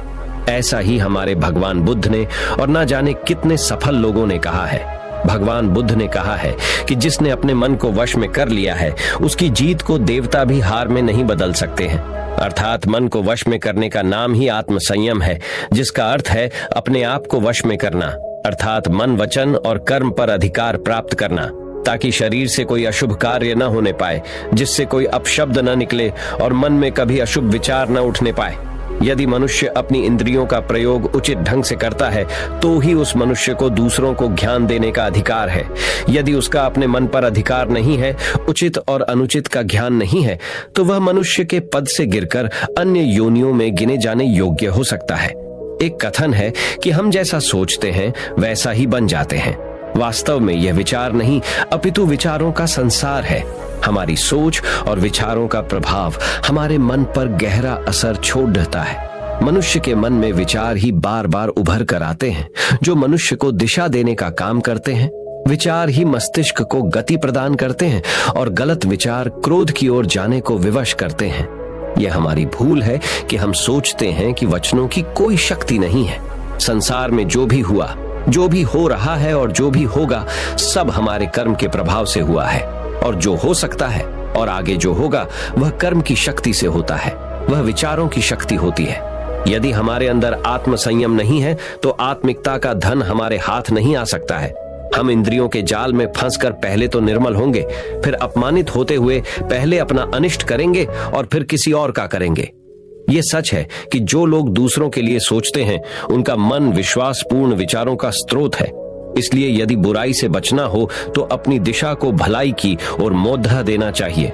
वास्तव में यदि आप जीतना ही चाहते हैं तो सबसे पहले आत्म संयम की आदत डाल लें, क्योंकि संयम का अर्थ ही है अपनी बिखरी हुई शक्तियों को निश्चित दिशा देना। मान लीजिए जिस कार्य को नहीं करना है और जब उसे ही करने के लिए मन आकर्षित करता है तो आप उसे प्रयास पूर्वक रोकने के लिए मन बना लें। उसे ही आत्म संयम कहते हैं। संयम का अर्थ है जब हम आकर्षणों की ओर जाने के लिए हमारा मन सहज रूप से रुक जाए। गांधी जी ने कहा था कि अनुशासन और बलिदान के बिना मुक्ति की आशा नहीं की जा सकती है। लेकिन यह बात भी सच है कि लोग अक्सर गुस्से में विवेक शून्य होकर तुरंत अपने आत्म संयम को गुस्से में खो देते हैं। यह सच है कि समय बीतने के साथ लोगों के आत्म संयम में भारी कमी आई है। इसके गंभीर परिणाम सामने भी आए हैं। इसलिए आत्म संयम की उपयोगिता को किसी भी हाल में कम नहीं आंका जा सकता है। लेकिन यह भी सच है कि शुरुआत में आत्म संयम का मार्ग थोड़ा कठिन लगता है। ये उन दिनों की बात है जब एक सन्यासी सेब के बाग में अपना समय व्यतीत कर रहे थे। उस समय तक सन्यासी की प्रसिद्धि दूर दूर तक फैल चुकी थी। लोग अपनी चिंताओं और समस्याओं का समाधान खोजने के लिए दूर दूर से सन्यासी के पास आते थे। ऐसे ही एक दिन जब सन्यासी सेब के जंगल में लोगों को उपदेश दे रहे थे तो एक आदमी अपने 24-25 साल के बेटे के साथ सन्यासी की ओर आ रहा था। जब वे उपदेश स्थल के पास पहुंचे तो सन्यासी ने उनकी ओर देखा और इशारा किया। उसके पास बैठने के लिए जब उपदेश समाप्त हो गया और सभी लोग चले गए, तब सन्यासी ने उस व्यक्ति को अपने पास बुलाया और बैठने को कहा। चारों ओर हरियाली थी, मौसम सुहाना था, तरह तरह के पक्षियों की आवाजें गूंज रही थी। ऐसा नजारा देखकर उस व्यक्ति को अंदर से बहुत शांति महसूस हो रही थी। इसके बाद सन्यासी ने उस व्यक्ति से आने का कारण पूछा। इस पर वह व्यक्ति बोला, हे महात्मा, मैं अपने बेटे को आपसे मिलवाने के लिए 2 दिन की लंबी यात्रा कर आया हूं। ये मेरा इकलौता बेटा है और वह हर वक्त थका रहता है। ऐसा लगता है कि इसमें जान ही नहीं है। इसका स्वभाव भी काफी चिड़चिड़ा हो गया है। अगर हम इसे कुछ भी कहें तो यह हमारी छोटी छोटी बातों पर गुस्सा हो जाता है। इसकी देखने की क्षमता भी उम्र से पहले ही कमजोर हो गई है और उसके बाल भी सफेद हो रहे हैं। इतनी कम उम्र में बुढ़ा दिखने लगा। मैं समझ नहीं पा रहा हूं कि उसके साथ क्या हो रहा है। हे सन्यासी, मुझे अपने बेटे की बहुत चिंता हो रही है। मैं अपने बेटे को डॉक्टर के पास ले गया तो उन्होंने कुछ दवा दी और कहा, बेटा कम तनाव लो। वह अपने दिमाग पर बहुत अधिक तनाव लेता है, इसीलिए उसकी यह हालत है। लेकिन उन्होंने बहुत समझाने के बाद भी मुझे तनाव का मतलब समझ नहीं आया। मुझे नहीं पता कि तनाव क्या है, इसका कारण क्या है और इसे कैसे दूर किया जाए मेरे बेटे के मन की। लेकिन सबसे पहले मुझे यह समझना होगा कि तनाव क्या है, इसलिए मैं आपके पास आया हूं। सन्यासी, कृपया मेरी समस्या का समाधान करे। यह सुनकर सन्यासी ने उनके बेटे को बहुत ध्यान से देखा। उसके चेहरे को देखा, उसकी आंखों को देखा, फिर उसके हाथों की नाड़ी भी जांची। ये सब अनुष्ठान करने के बाद सन्यासी ने उस व्यक्ति से कहा कि तनाव कोई भी नहीं लेना चाहता, लेकिन फिर भी यह तनाव व्यक्ति के दिमाग को दीमक की तरह जकड़ लेता है और व्यक्ति को पता भी नहीं चलता वह तनाव में है। लेकिन अगर व्यक्ति तनाव के कारणों को अच्छे से समझ ले और तनाव के बारे में एक पैमाना बना ले जिससे उसे पता चल सके कि वह कितना तनावग्रस्त है, तो वह इस समस्या का समाधान भी ढूंढ सकता है। सबसे पहले यह समझ ले कि तनाव क्या है। जब भी कोई व्यक्ति काम कर रहा हो लेकिन उसका मन कल्पनाओं में भटक रहा होता है, इसलिए उसके शरीर और दिमाग के बीच एक दूरी बन जाती है। यह दूरी जितनी अधिक होती है, व्यक्ति उतनी ही देर तक बेहोशी की स्थिति में रहता है और शरीर और मन के बीच के इस तनाव को ही तनाव कहा जाता है। आखिर पसंदीदा खेल खेलने के बाद इंसान ऊर्जा और खुशी से क्यों भर जाता है, जबकि वह अपने शरीर को थका चुका होता है। लेकिन समझने वाली बात यह है कि खेलते समय दिमाग और शरीर पूरी तरह से एक साथ खेल में केंद्रित होते हैं, जिससे शरीर और मन के बीच दूरी नहीं रहती और तनाव नहीं आता, और मन में कोई तनाव हो तो दूर हो जाता है। लेकिन इसके विपरीत जब हम कुछ ऐसा करते हैं जो हमें पसंद नहीं है, तो हमारा शरीर वह काम तो कर रहा है, लेकिन हमारा मन कहीं दूर कल्पनाओं में भटक रहा है, जिससे शरीर और दिमाग के बीच दूरी पैदा हो जाती है और तनाव पैदा हो जाता है।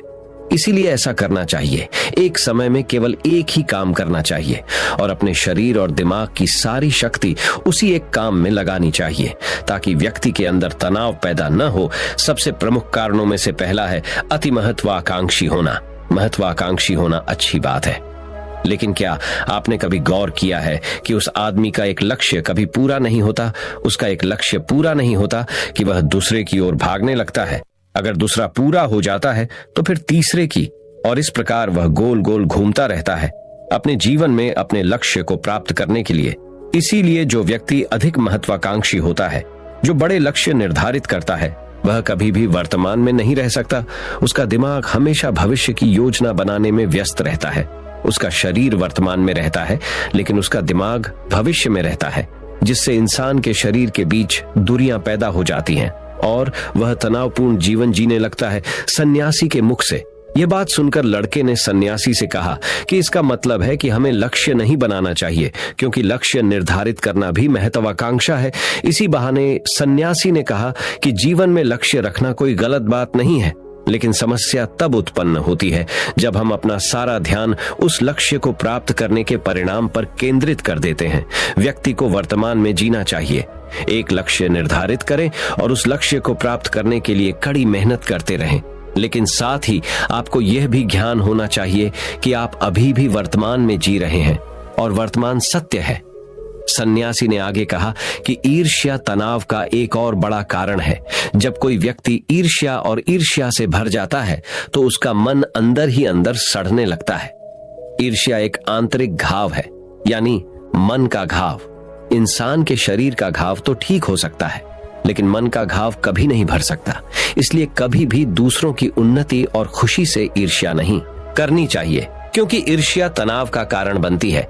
इसके बाद सन्यासी ने तनाव का अगला कारण बताया और कहा कि अरुचिकर काम भी मन में तनाव पैदा करता है। जो काम हमें करना पसंद नहीं है, उस काम में हमारा मन नहीं लग पाएगा, हमारा शरीर वहीं बैठ जाएगा, लेकिन हमारा मन कल्पना की उड़ान भरता है। जिससे शरीर और मन के बीच दूरी पैदा हो जाती है और व्यक्ति तनावग्रस्त हो जाता है। इसलिए व्यक्ति को हमेशा अपनी रुचि के अनुसार ही कार्य करना चाहिए। यदि व्यक्ति ने यह तय कर लिया है कि उसे कौन सा काम करना है और वह उसी काम को अपने जीवन का लक्ष्य बना लेता है, तब वह काम उसके लिए काम नहीं बल्कि खेल बन जाता है। लेकिन दोस्तों, अपने जुनून को फॉलो करो। ये कहना कितना आसान है, अपना सच्चा जुनून ढूंढना कितना मुश्किल है, क्योंकि आजकल ज्यादातर युवा सेलिब्रिटीज और सोशल मीडिया से प्रभावित हैं। वे किसी भी काम को अपना जुनून मानते हैं और फिर कुछ दिनों तक कोशिश करने के बाद उसे बीच में ही छोड़ देते हैं, क्योंकि यह उनका जुनून नहीं था, और इस तरह वे अपना कीमती समय और ऊर्जा बर्बाद करते हैं। तनाव का चौथा कारण है दूसरों से अपेक्षा करना। सन्यासी ने उस व्यक्ति की ओर इशारा करते हुए कहा, एक पिता के रूप में तुम्हें अपने बेटे से बहुत सारी उम्मीदें होंगी कि आपका बेटा बहुत सफल इंसान बने, आपका नाम रोशन करे और जैसा जीवन चाहे वैसा जिए, आपकी हर बात माने। लेकिन क्या आज तक किसी की भी उम्मीदें पूरी हुई हैं? जब भी कोई व्यक्ति दूसरे से कुछ अपेक्षा करने लगता है तो वह अनजाने में तनाव पैदा करना शुरू कर देता है। खुद के लिए जरा सोचिए, अगर आपका बेटा आपके मुताबिक काम नहीं कर रहा है और वह वैसा नहीं बन रहा है जैसा आप उसे बनाना चाहते हैं, तो निश्चित तौर पर तनाव आपके दिमाग पर हावी हो जाएगा। आप तनावपूर्ण जीवन जीने लगेंगे और इस तनाव में आप इस तरह व्यवहार और बातचीत करेंगे कि आपके अपने बेटे के साथ संबंध बद से बदतर होते चले जाएंगे। इसलिए व्यक्ति को दूसरों से अपनी क्षमता से कम उम्मीदें रखनी चाहिए, और अगर आप पूरी तरह से तनाव मुक्त रहना चाहते हैं तो दूसरों से उम्मीद करना बंद कर दें। इसके बाद सन्यासी ने कहा कि शारीरिक कष्ट भी मनुष्य के तनाव का एक कारण है। जब कोई व्यक्ति किसी शारीरिक दर्द से गुजर रहा होता है तो उसका पूरा ध्यान उस दर्द पर होता है और वह सारा दिन बस अपने दर्द के बारे में ही सोचता रहता है, जिससे उसका मन दुखद विचारों से भर जाता है और ऐसे में व्यक्ति तनावग्रस्त रहने लगता है। ये सब सुनकर वह व्यक्ति बोला कि हे सन्यासी, शारीरिक कष्ट किसी भी व्यक्ति को हो सकता है, तो क्या वह व्यक्ति जीवन भर तनाव में रहेगा? इसका उत्तर देते हुए सन्यासी ने कहा कि मनुष्य को यह समझना चाहिए कि हमारा जीवन दुख का आधार है। जैसे जैसे हमारा जीवन चलता है, बीमारियां आती हैं और फिर अंत में मृत्यु आती है। इसलिए बीमारियां मानव जीवन का अभिन्न अंग है। इससे कोई नहीं बच सकता। ये बस किसी के जीवन में समय से पहले आता है और किसी के बाद आता है, लेकिन सबके पास आता है। जब मानव मस्तिष्क इस बात को अच्छी तरह से समझ जाएगा तो तब उसे अपनी बीमारी के बारे में सोचकर ज्यादा तनाव नहीं लेना चाहिए, क्योंकि यह हमारे जीवन का अभिन्न अंग है और इसके लिए शारीरिक व्यायाम का अभ्यास करते रहना चाहिए और स्वस्थ जीवन शैली को भी अपने जीवन में जगह देनी चाहिए, जिससे उनका शरीर लंबे समय तक स्वस्थ रहकर ठीक से काम कर सके। तनाव का अगला कारण है अपनी योजनाओं को समझने के लिए समय न देना। कुछ लोगों के मन में यह विचार घर कर जाता है कि वे बिना सोचे समझे उस पर काम शुरू कर देते हैं और जब उन्हें उस काम में असफलता मिलती है तो वे तनाव से भर जाते हैं, क्योंकि उन्होंने उस काम को शुरू करने से पहले उस काम के बारे में पूरी जानकारी इकट्ठा नहीं की थी। किसी भी कार्य को शुरू करने से पहले व्यक्ति को उसके अच्छे और बुरे परिणाम के बारे में ठीक से विचार कर लेना चाहिए। व्यक्ति को यह भी अच्छे से सोचना चाहिए कि यदि यह योजना सफल नहीं हुई तो इसके बाद मैं क्या करूंगा। इसलिए व्यक्ति को अपनी योजनाओं को समझने के लिए पूरा समय देना चाहिए, ताकि बाद में वही योजना तनाव पैदा न कर दे। तनाव का 7वां सबसे बड़ा कारण टालमटोल है। आज का काम कल पर डाल देना। आपने यह कहावत तो सुनी ही होगी कि आलस्य मनुष्य का सबसे बड़ा दुश्मन है। मनुष्य अपने आलस्य के कारण आज के काम को कल पर टाल देता है और फिर टालना उसकी आदत बन जाती है। टाल मटोल करने वाले का काम कभी भी समय पर पूरा नहीं होता है और अगर किसी कारण से हो भी जाता है तो उतना अच्छा नहीं होता जितना हो सकता था, और फिर ये बात इंसान के अंदर तनाव पैदा करती है। लेकिन आखिरी समय पर टालना या ना करना एक आदत है, इसलिए न चाहते हुए भी व्यक्ति बार बार इस आदत का शिकार हो जाता है और फिर काम को टालता रहता है, और फिर जब काम की समय सीमा नजदीक आ जाती है तो वह उस काम को पूरा करने की कोशिश करता है। इसलिए तनाव मुक्त रहने के लिए व्यक्ति को काम को टालने की आदत को छोड़ना होगा, और यह तभी संभव है जब लोग काम को समय से पहले पूरा करने का प्रयास करेंगे।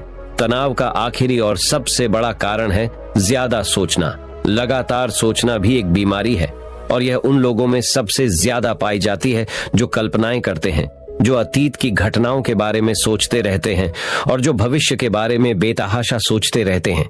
इसलिए व्यक्ति को ज्यादा सोचने की आदत पर अंकुश लगाना चाहिए।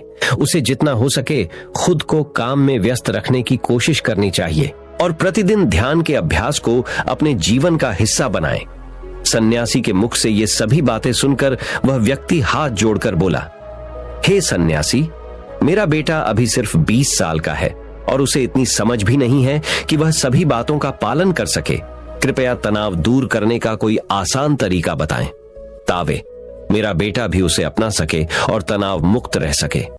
उस व्यक्ति की यह विनती सुनकर सन्यासी ने कुछ सोचते हुए उत्तर दिया, यदि आप इतनी सारी बातों का पालन नहीं कर सकते तो इसके लिए एक बहुत ही आसान तरीका है। आप एक समय में एक ही काम करने पर ध्यान केंद्रित करते हैं। आप उस समय जो कर रहे हैं बस उसी पर ध्यान केंद्रित करें और यदि आपका मन भटकता है तो जैसे ही आपको याद आए अपना ध्यान उस काम पर लौटा दें। तनाव मुक्त रहने का यह सबसे आसान और अच्छा तरीका है। जब आप खाएं तो केवल खाएं, उसके स्वाद का आनंद लें, उसे महसूस करें। जब आप चलें तो अपना ध्यान केवल चलने पर केंद्रित करें। इससे आपका दिमाग और शरीर दोनों एक ही जगह पर केंद्रित रहेंगे। दोनों के बीच कोई दूरी नहीं रहेगी, जो तनाव का मुख्य कारण है। दोस्तों, आज की युवा पीढ़ी एक ही समय में 2 या 3 काम करने की आदी हो गई है, जैसे फोन पर बात करते हुए गाड़ी चलाना, खाना खाते समय टीवी देखना या फोन का इस्तेमाल करना। और फिर उनकी शिकायत रहती है कि मैं तनाव में रहता हूं, मेरा मन बेचैन रहता है, मैं चिड़चिड़ा हो गया हूं। जब कोई व्यक्ति एक समय में 3 काम करता है तो यह स्वाभाविक है तनाव उत्पन्न होना, क्योंकि दिमाग एक समय में एक ही काम पूरे ध्यान से कर सकता है। कभी भी एक ही समय में 2 चीजों पर पूरा ध्यान केंद्रित नहीं कर पाता। इसलिए जहां तक हो सके एक समय में एक ही काम को पूरे ध्यान से करने की कोशिश करें। दोस्तों, मुझे उम्मीद है कि आपको इस कहानी से बहुत कुछ सीखने को मिला होगा। लेकिन रुकिए, अब हम एक और कहानी से गौतम बुद्ध से जानेंगे कि कर्म क्या है और कर्म किसे कहते हैं। आगे बढ़ने के लिए हमें कौन से कर्म करने चाहिए। तो चलिए उस कहानी की शुरुआत करते हैं। कर्म क्या है और कर्म किसे कहते हैं। दोस्तों, आज का यह वीडियो आप सभी के लिए बहुत ही खास होने वाला है, क्योंकि दोस्तों आज मैं आपको गौतम बुद्ध की कहानी के जरिए बताने वाला हूं कि कर्म क्या है और कर्म किसे कहते हैं। दोस्तों, एक बार महात्मा गौतम बुद्ध के शिष्य ने उनसे पूछा कि कृपया हमें यह बताएं कि कर्म क्या है और कर्म किसे कहते हैं। तो उसके बाद महात्मा गौतम बुद्ध ने अपने शिष्य से कहा कि कर्म को समझने के लिए मैं तुम्हें एक कहानी सुनाता हूं। इस कहानी से तुम समझ जाओगे कि कर्म क्या है और कर्म किसे कहते हैं। और दोस्तों, मैं आज आप सभी को वही कहानी बताने वाला हूं जो बहुत साल पहले महात्मा गौतम बुद्ध जी ने अपने शिष्य को कर्म क्या है ये समझाने के लिए सुनाई थी। दोस्तों, अगर आपको ये कहानी पसंद आई तो अपने दोस्तों के साथ इसे शेयर करना मत भूलिए। तो बिना देर किए कहानी को शुरू करते हैं। दोस्तों, बुलंद शहर का एवक राजा था जो अपने मंत्री के साथ घोड़े पर बैठकर अपने राज्य का भ्रमण कर रहा था। राज्य का भ्रमण करने के बाद राजा एक दुकान के पास रुक गया और रुकने के बाद राजा ने अपने मंत्री से कहा कि मंत्री जी, मालूम नहीं क्यों, लेकिन मुझे लगता है कि इस दुकानदार को कल के कल फांसी की सजा सुना दूं और मुझे इसे मृत्यु दंड देने की इच्छा हो रही है। उसके बाद मंत्री जी राजा से इसका कारण पूछ पाते। इससे पहले राजा उससे आगे निकल गए। मंत्री ने इसका कारण पता करने के लिए अगली सुबह अवतार बदलकर आम जनता का रूप धारण करके उस दुकानदार के पास पहुंचा। और वैसे तो दुकानदार चंदन की लकड़ियां बेचने का काम करता था। इसके बाद मंत्री जी ने दुकानदार से पूछा कि भाई, आपका काम कैसे चल रहा है। उसके बाद दुकानदार ने कहा कि भाई, बहुत ही बुरा हाल चल रहा है। लोग दुकान पर आते हैं, चंदन को सूंघते हैं और फिर उसकी प्रशंसा तो बहुत करते हैं, लेकिन खरीदता तो कोई भी नहीं।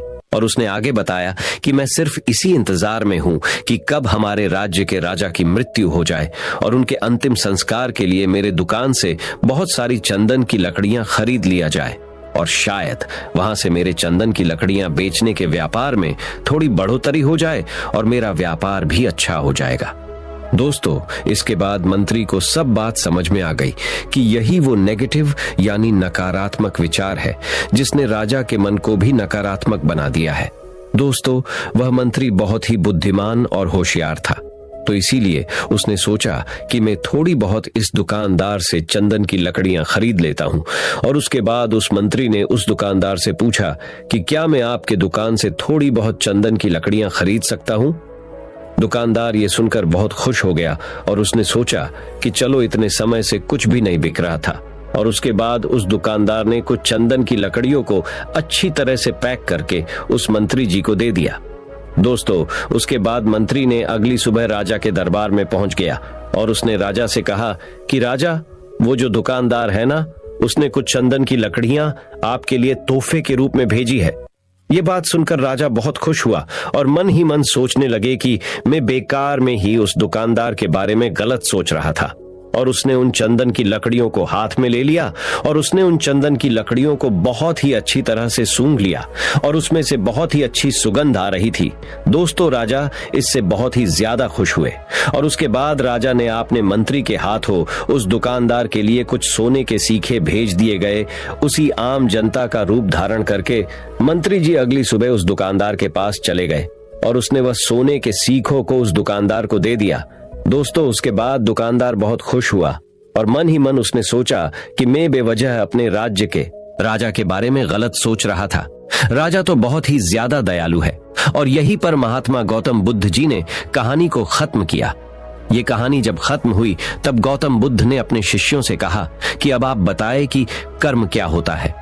तब गौतम बुद्ध जी के सभी शिष्यों ने जवाब देते हुए कहा कि शब्द ही हमारे कर्म होते हैं और हम जो भी काम करते वही हमारे कर्म होते हैं और जो हमारी भावनाएं होती हैं वही हमारे कर्म होते हैं। महात्मा गौतम बुद्ध जी के सभी शिष्यों के जवाब को सुनने के बाद महात्मा गौतम बुद्ध ने कहा कि आपके विचार ही आपके कर्म हैं। अगर आपने अपने खुद के विचारों पर नियंत्रण पाना सीख लिया तब आप एक महान इंसान बन जाते हैं। जब आप अच्छा सोचते हैं तब आपके साथ अच्छा ही होता है और वो होता ही रहेगा। दोस्तों, इसीलिए मैं भी कहना चाहूंगा कि अगर आप अच्छा सोचोगे तो दूसरे लोग भी अपने आप आपके बारे में अच्छा सोचने लग जाएंगे। एक बार की बात है, एक शक्तिशाली राजा घने वन में शिकार कर रहा था। अचानक आकाश में बादल छा गए और मूसलाधार वर्षा होने लगी। सूर्य अस्त हो गया और धीरे धीरे अंधेरा छाने लगा। अंधेरे में राजा अपने महल का रास्ता भूल गया और सिपाहियों से अलग हो गया। भूख, प्यास और थकावट से व्याकुल राजा जंगल के किनारे एक टीले पर बैठ गया। थोड़ी देर बाद उसने वहां 3 बालकों को देखा। तीनों बालक अच्छे मित्र थे। वे गांव की ओर जा रहे थे। राजा ने कहा, सुनो बच्चों, जरा यहाँ आओ। राजा ने उन्हें बुलाया। बालक जब वहां पहुंचे तो राजा ने उनसे पूछा, क्या कहीं से थोड़ा भोजन और जल मिलेगा? मैं बहुत प्यासा हूं और मुझे भूख भी बहुत लगी है। बालकों ने उत्तर दिया, अवश्य, हम घर जाकर अभी कुछ ले आते हैं। वे गांव की ओर भागे और तुरंत राजा के लिए जल और भोजन ले आए।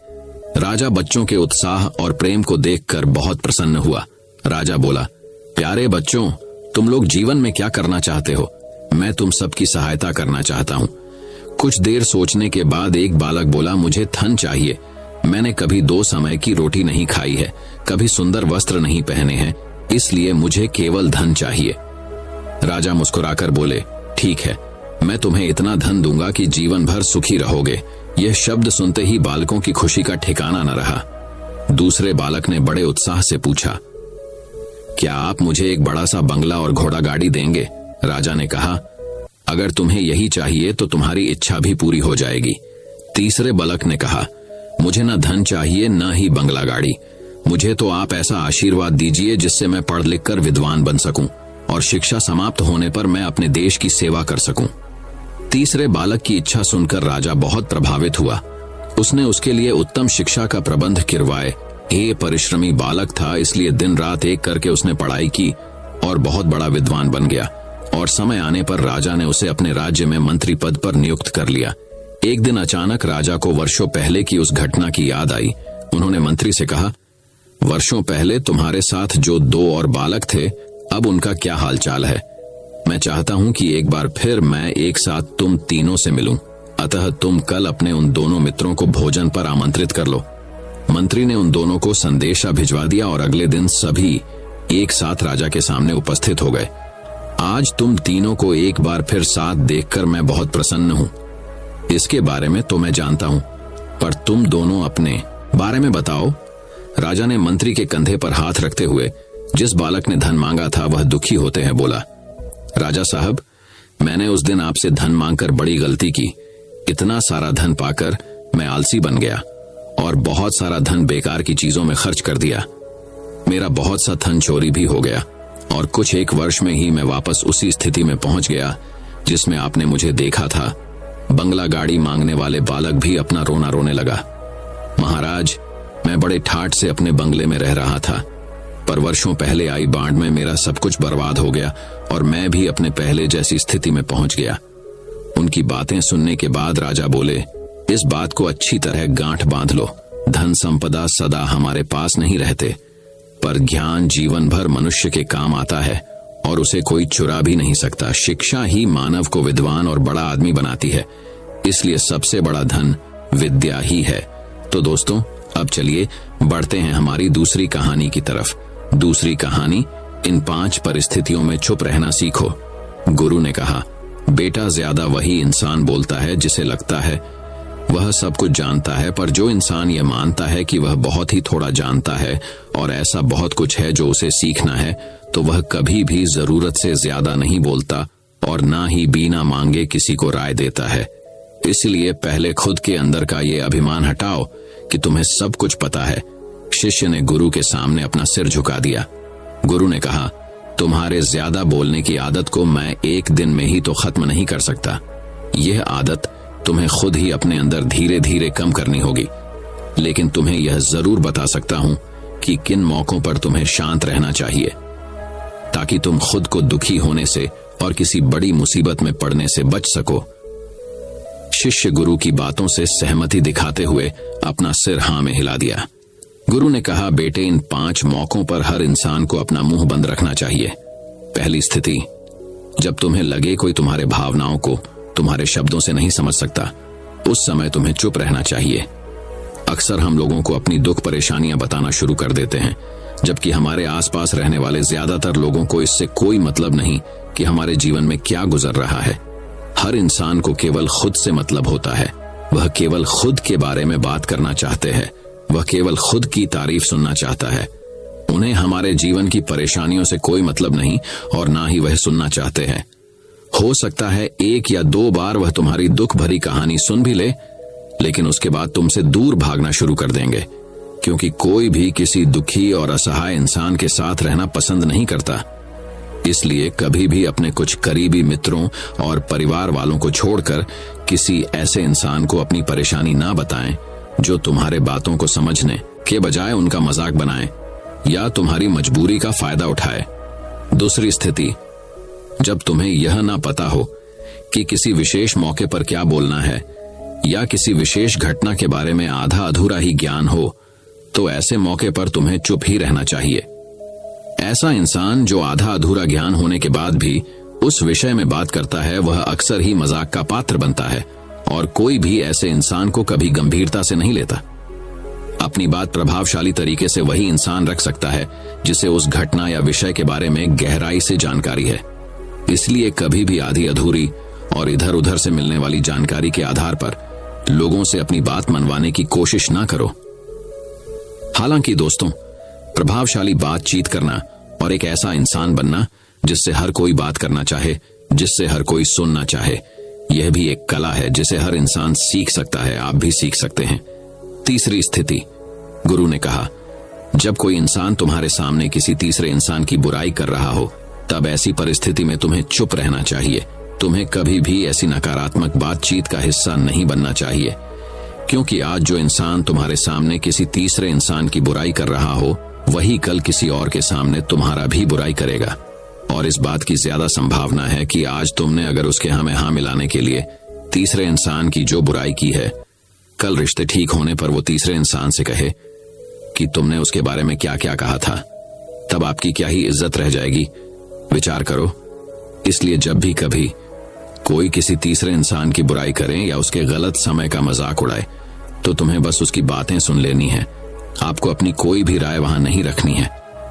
चौथी स्थिति, जब कोई तुम्हारे ऊपर गुस्सा करे और तुम्हें अपमानित करने की कोशिश करे, तब ऐसी परिस्थिति में तुम चुप रहकर सामने वाले के गुस्से को कम कर सकते हो और स्थिति को बिगड़ने से बचा सकते हो, क्योंकि क्रोध एक ऐसी मानसिक स्थिति है जो बुद्धि को हर लेती है। इस स्थिति में मनुष्य सोच विचार कर नहीं बोल पाता, जिस वजह अभद्र अपशब्द व कड़ीदाए हुए वचन ही मुंह से निकलते हैं।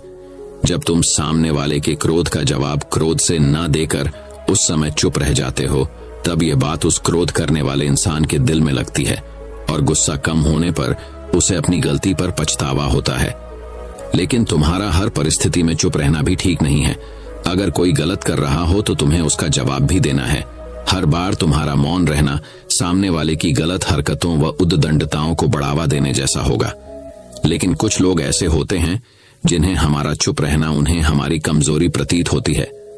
गुस्से के दौरान चुप रहने का यह तरीका केवल परिवार, सगे संबंधी और कुछ निकट मित्रों के लिए सही है, न कि हर इंसान के लिए। अगर तुम हर जगह चुप रहने लग गए तो इसका गलत फायदा उठाया जा सकता है। 5वीं स्थिति, जब कोई इंसान अपने जीवन की किसी दुख भरी घटना या परेशानियों से गुजर रहा हो तो तुम्हें चुप रहकर सिर्फ उसके बातों को सुनना है। लेकिन ज्यादातर लोग ऐसे होते हैं कि किसी ने उनके सामने अपनी समस्या सुनाई नहीं की, उन्होंने समाधान देना शुरू कर दिया।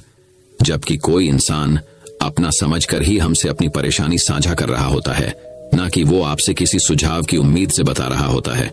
वह बस ये चाहता है हम उसकी पूरी बात ध्यान से सुन ले। जब हम किसी की परेशानी को ध्यान से पूरा सुन लेते हैं तो उस इंसान को एक मानसिक व आत्मिक शांति मिलती है। उसे ऐसा लगता है कि चलो किसी ने तो मेरी बात को समझा। परेशानी के समय में किसी इंसान को सांत्वना देने का सबसे अच्छा तरीका है कि हम बस उस इंसान की पूरी बात को ध्यान से सुन लें। जब हम लोगों की बातों को बिना उन्हें बीच में रोके और बिना किसी सलाह दिए पूरे ध्यान से सुनते हैं तो उनकी नजरों में हमारे लिए सम्मान और स्नेह का भाव पैदा हो जाता है। इसलिए जब कोई अपनी परेशानी आपसे बताए, बस उसकी बातों को ध्यान से सुन लेना और जब तक वह तुमसे सलाह ना मांगे तो उन्हें किसी भी प्रकार की सलाह नहीं देनी है। गुरु ने कहा, मेरी एक बात हमेशा याद रखना, जब तुम कम बोलते हो लोग तुम्हारे तरफ ज्यादा आकर्षित होते हैं कि तुम क्या हो और तुम क्या सोचते हो। शिष्य ने हाँ में सिर हिलाया। शिष्य अब गुरु की बातों को समझ चुका था कि किन किन परिस्थितियों में शांत रहना है। तो दोस्तों, अब चलिए बढ़ते हमारी तीसरी कहानी की तरफ। तीसरी कहानी, दोस्तों, यदि आपके जीवन में कोई लक्ष्य है और उसे पाने के लिए मेहनत कर रहे हैं पर सफलता प्राप्त नहीं हो रही, तो इस शिक्षाप्रद कहानी से आपको बहुत कुछ सीखने को मिलेगा। एक गांव में एक ऐसा साधु रहा करता था जिसके नाचने पर बारिश हुआ करती थी। ऐसे में गांव में जब भी बारिश की बहुत जरूरत होती तो गांव के लोग उस साधु के पास ही जाया करते और उनसे अनुरोध करते कि वह नाचे। फिर जब साधु नाचते थे तो बारिश जरूर होती थी। कुछ दिनों बाद 4 लड़के शहर से गांव में घूमने आए। जब उन्हें यह बात पता चली कि किसी साधु के नाचने से बारिश होती है तो उन्हें यकीन नहीं हुआ। शहरी पढ़ाई लिखाई के घमंड में उन्होंने गांव वालों को चुनौती दे दी कि अगर हम भी नाचेंगे तो बारिश होगी, और अगर हमारे नाचने से बारिश नहीं हुई तो साधु के नाचने से भी बारिश नहीं होगी। अगले दिन सुबह सुबह गांव वाले उन चारों LIDDHको को लेकर साधु की कुटिया पर लेकर पहुंचे। गांव वालों ने साधु को पूरी बात बताई। फिर उन लड़कों ने नाचना शुरू किया। पहले लड़के ने नाचना शुरू किया। आधा घंटा बीत गया। फिर पहला लड़का थक कर बैठ गया, पर बादल नहीं दिखे। कुछ देर बाद दूसरे लड़के ने भी नाचना शुरू किया और वह भी 35 मिनट से अधिक नहीं नाच पाया। बाकी 2 लड़के भी ऐसे ही नाचते नाचते थक कर टूट गए और बैठ गए। लेकिन बारिश तो छोड़-धो बादल तक नहीं आए। अब उस साधु ने नाचना शुरू किया। 1 घंटा बीत गया, बारिश फिर भी नहीं हुई। साधु फिर भी नहीं रुका, वो नाचता रहा। नाचते नाचते 2 घंटे बीत गए पर बारिश नहीं हुई। 4 घंटे बीत गए पर बारिश नहीं हुई। लेकिन साधु तो रुकने का नाम ही नहीं ले रहा था। धीरे धीरे शाम ढलने लगी कि तभी बादलों की गड़गड़ाहट शुरू हुई। फिर कुछ देर बाद जोरों की बारिश होने लगी। सभी गांव वाले बहुत खुश हुए। इस बार साधु की वजह से एक बार फिर से गांव सूखा की मार से बच गया। वहीं दूसरी तरफ शहरी नौजवानों का घमंड भी खाक हो गया। इसी के साथ उन चारों लड़कों ने साधु से क्षमा मांगी। लेकिन चारों लड़कों के मन में बस एक ही सवाल था कि ये कैसे हो सकता है। वो दंग थे। फिर हैरानी भरे मन से लड़कों ने साधु से पूछा कि बाबा, भला ऐसा क्यों कि हमारे नाचने से बारिश नहीं हुई और आपके नाचने से बारिश हो गई। साधु ने उत्तर दिया कि जब मैं नाचता हूं तो बातों का ध्यान रखता हूं। पहली बात तो मैं ये सोचता हूं कि अगर मैं नाचूंगा तो बारिश को होना ही पड़ेगा, और दूसरी यह कि मैं तब तक नाचूंगा जब तक बारिश ना हो जाए। सफलता पाने वाले के अंदर भी यही गुण विद्यमान होते हैं। उन्हें सफल होने का खुद पर पूरा भरोसा होता है, इसलिए वह तब तक उस काम को करते रहते हैं जब तक सफलता ना मिल जाए। तो दोस्तों, इस कहानी से हमें यह सीख मिलती है कि जीवन में जब भी सफल होना है, जिस भी काम में सफल होना है, उसे तब तक पूरी शिद्दत और ईमानदार से करते रहो जब तक सफलता ना मिल जाए। तो दोस्तों, चलिए बढ़ते हैं हमारी चौथी कहानी की तरफ। चौथी कहानी, खेत का खजाना। एक गांव में एक संतोष प्रसाद नाम का एक किसान अपनी पत्नी और 4 लड़कों के साथ रहता था। संतोष प्रसाद खेतों में खूब मेहनत करके अच्छी फसल उगाता और उनमें से 80% फसल शहर में बेचकर बहुत अच्छा पैसा कमाते और घर का खर्च चलाते। लेकिन उसके 4 लड़के आलसी थे। संतोष प्रसाद के 4 बेटे जब 10 से 15 साल के हो गए तो संतोष प्रसाद को अपने बेटों की फिक्र सताने लगी, क्योंकि 4 बेटे बहुत आलसी और कामचोर थे। वे हमेशा काम से अपना जी चुराते थे, किसी भी काम में उनका मन नहीं लगता। पिताजी सोचते रहते कि इन्हें रास्ते पर कैसे लाया जाए, ये मेरे साथ खेत में भी नहीं जाते। ये सब बातें संतोष ने अपनी पत्नी से कही। पत्नी बोली, अरे आप चिंता ना करो, धीरे धीरे खुद ही अकल आ जाएगी बच्चों को। रामलाल की पत्नी ने कहा कि धीरे धीरे ये भी काम करने लगेंगे। समय बीतता गया और संतोष प्रसाद के बच्चे बड़े हो गए, जवान हो गए, लेकिन उनकी आदतें आज भी वैसी ही थीं। संतोष प्रसाद अब बहुत बीमार पड़ने लगा। संतोष के अंदर अब खेतों में मेहनत करने की क्षमता नहीं थी। संतोष ने अपनी पत्नी से कहा कि 4 बेटों को बुलाकर लेकर आओ। पत्नी 4 बेटों को बुला लाई। संतोष ने अपने बेटों को कहा कि बच्चों, मैं जो बोलने जा रहा हूं ध्यान से सुनो बच्चों। अब शायद मैं अधिक समय तक जीवित नहीं रहूंगा। मेरे बाद आप लोग अपना जीवन यापन सही तरीके से कर सको, इसके लिए मैंने खेत में एक जगह खजाना छुपा रखा है। आप खुदाई करके उस खजाने को खोज लेना और उस खजाने को आपस में बांट लेना। अपनी मां का ख्याल रखना, वो खजाना मेहनत करने पर ही मिलेगा। पिता की बातें सुन बच्चों की आंखें चमक गई। बच्चे बहुत खुश हुए। पिताजी एक दिन चल बसे। बच्चों को अपने पिता की बात याद आई। 4 बेटों ने खेत खोदने वाले औजार उठाए और खेत की तरफ चल पड़े। जिन बच्चों ने कभी मेहनत नहीं की थी वो आज खेतों में खुदाई कर रहे, ये समझ रहे थे कि पिताजी कितनी मेहनत करके फसल उगाते थे। पहले दिन बच्चों से जितना हो सका उतनी खुदाई की और बहुत थक गए। खजाना तो नहीं मिला, अभी बहुत खेत पड़ रहा था खोदने को। बच्चे अगले दिन फिर आए, फिर से खूब मेहनत की। इस बार भी खजाना नहीं दिखाई दिया। बच्चे अगले दिन फिर आए और इस बार बचा हुआ पूरा खेत खोद डाला।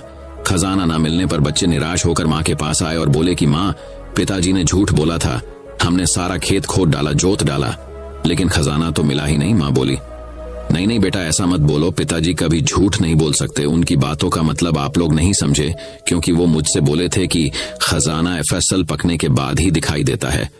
उनकी इस पहेली का राज तो एफएसएल पकने के बाद ही सामने आएगा। इसलिए एक काम और करना होगा, वो ये कि खेत अगर खोद ही दिया है तो ये लो एफएसएल के बीज, इन्हें भी बो ही दो और एफएसएल पकने का इंतजार करो। समय बीतता गया। एक दिन फसल पककर तैयार हो गई। फसल बहुत अच्छी पैदा हुई थी। माँ ने कहा कुछ फसल घर पर रख लो और बाकी की एफएसएल शहर बेच आओ। जब बच्चे एफएसएल बेचने शहर गए तो वहां उनको एफएसएल बेचकर बहुत ज्यादा धन प्राप्त हुआ, जो किसी खजाने से कम नहीं था। 4 बेटे पिता की बातों का सही मतलब समझ चुके थे। शाम तक बच्चे कमाए हुए धन को लेकर माँ के पास पहुंचे। माँ बहुत खुश हुई। बेटों ने माँ को बताया कि माँ, हम सब समझ गए कि पिता क्या कहना चाहते थे। माँ, हमें बहुत अफसोस है। हम ये बात बहुत देर से समझे। 4 बेटे अब बदल चुके थे, बहुत मेहनती हो चुके थे, क्योंकि उन्हें मेहनत का इतना अच्छा फल जो मिला था, मेहनत के इस फल ने बच्चों की सोच बदल कर रख दी।